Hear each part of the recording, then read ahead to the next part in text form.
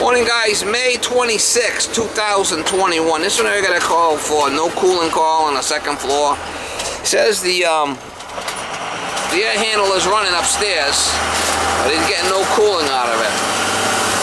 So it might be something simple, might be a capacitor, burnt wire. We're gonna go check it. Turn right on Finish Road.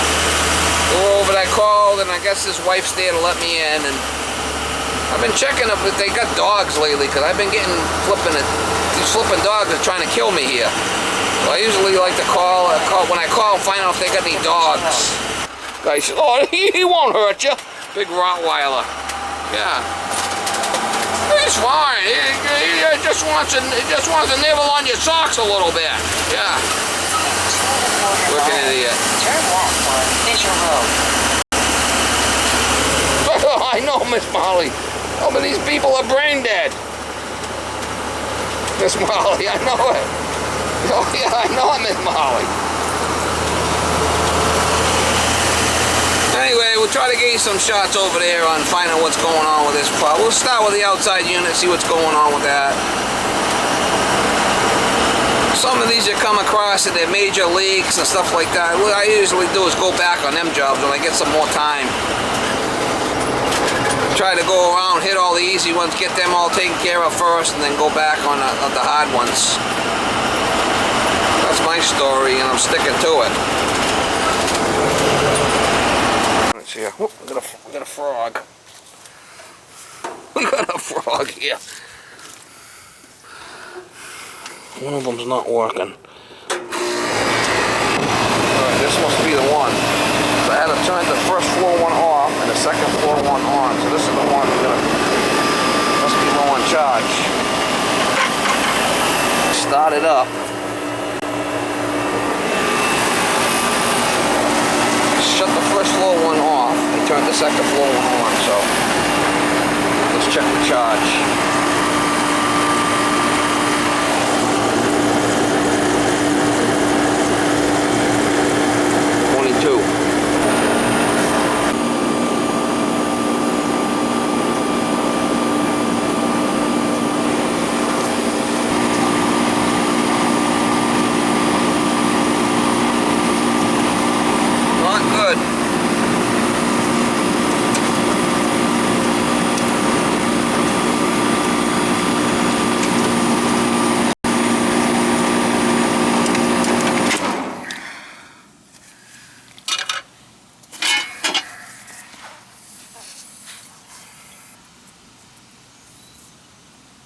See how our standing pressure's coming up a little bit, so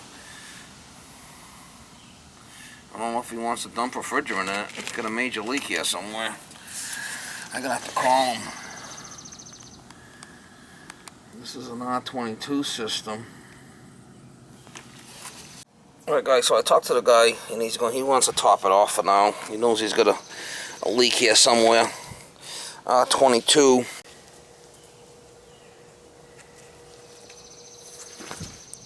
R22, and it's about, say, 75 out. So it should be like 175, should be like 130, 133. That's where we're at. So it's not completely out.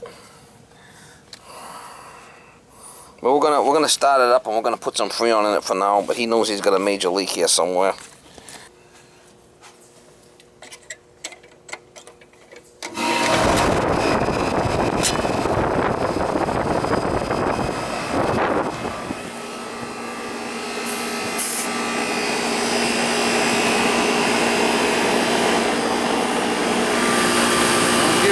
Gundy mouth.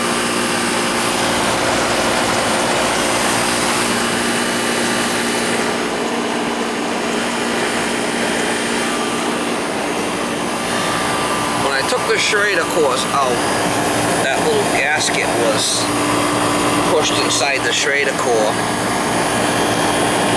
which that might have been leaking it out. I don't know.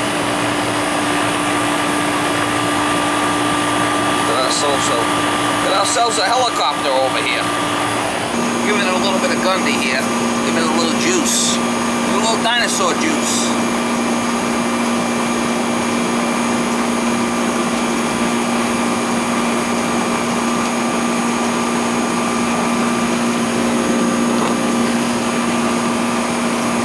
subcooling up a little bit. We'll check it again.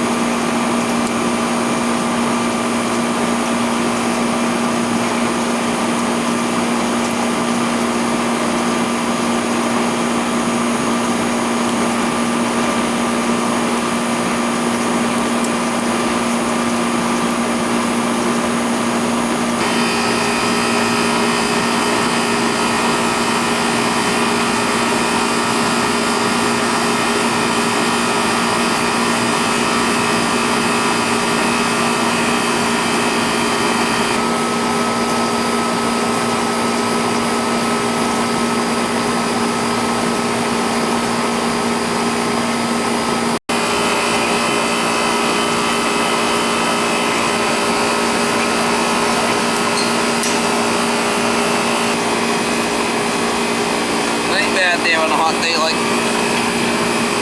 ain't bad there, 20. We're gonna hit this, see this high, the subcoolant's high, we're gonna hit this coil with the hose on the way out. We're gonna piss the frog off, but the superheat's good where we are. We had to add half the weight of tank, see how much I put in there.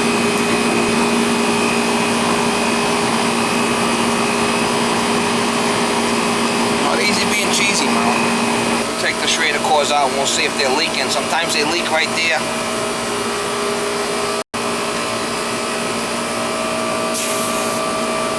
I'm gonna piss that frog off. Hose this thing down.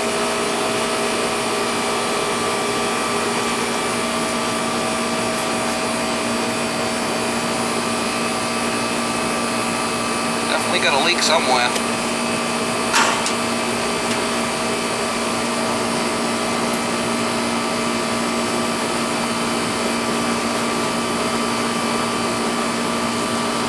Leak there.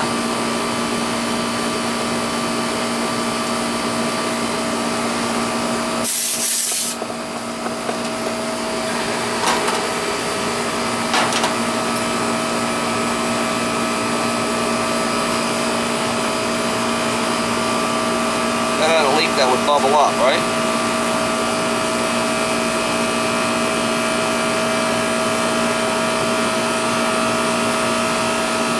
Said that washer was in there before.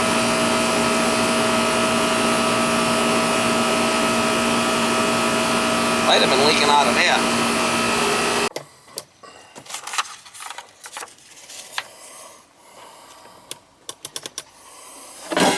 Last time I weighed it was 18, 14. So let's see where we're at now.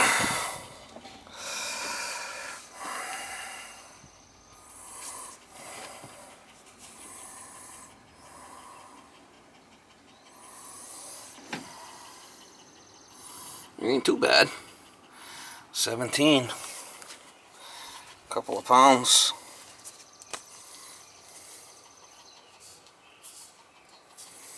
A couple of pounds. Ain't too bad. A little bit out of this tank, maybe half a pound. So probably about 2.5 pounds I put in there. Hit this coil now with a garden hose and it'll probably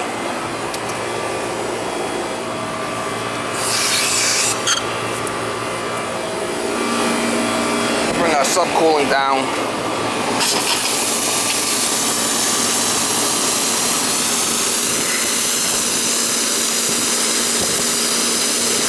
Clean that dirt out of that coil.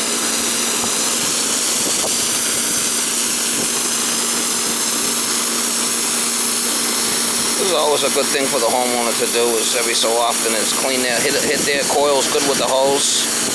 If there's any shit in there, clean it out. And that'll bring the subcooling down.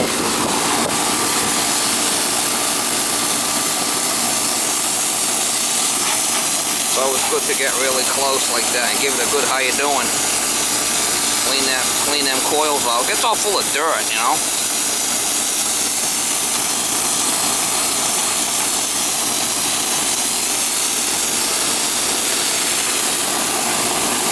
I'm gonna piss off that frog over there. See him? There he goes. Give him a little how you doing. Give him a little how you doing.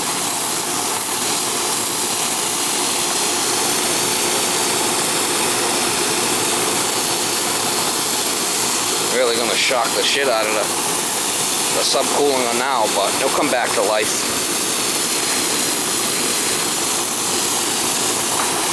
Let me get that back side too.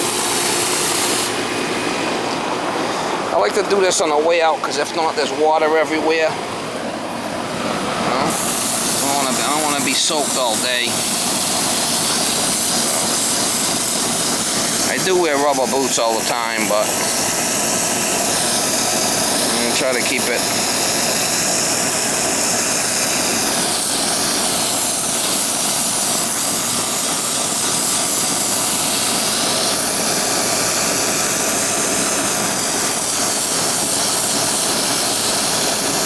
I worked on this unit before. I don't know what I did to it.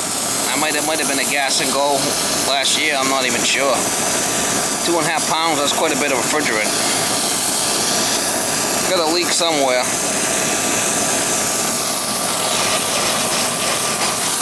Not the Schrader cause. I'm not climbing up in the attic today. It's probably got 120 up there.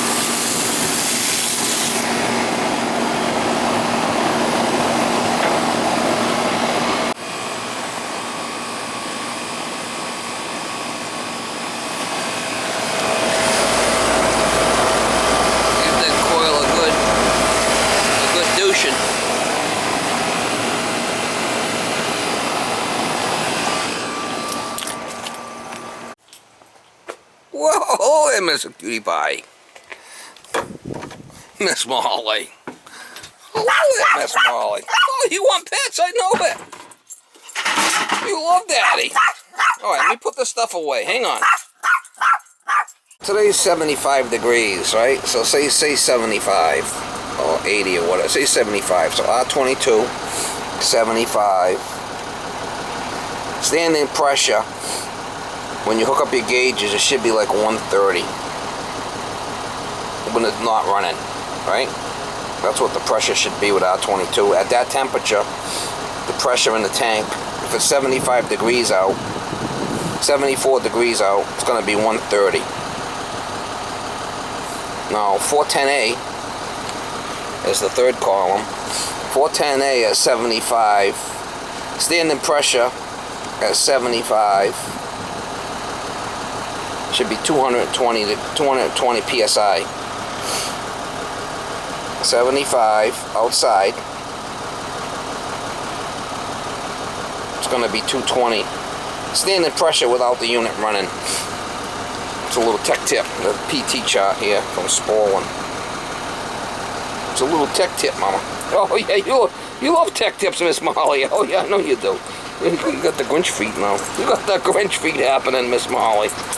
Oh, I know it. You love the Grinch. You love Mr. Grinch. I'm gonna have to give you a little trim there, Miss Molly. You got the Grinch feet, Miss Molly.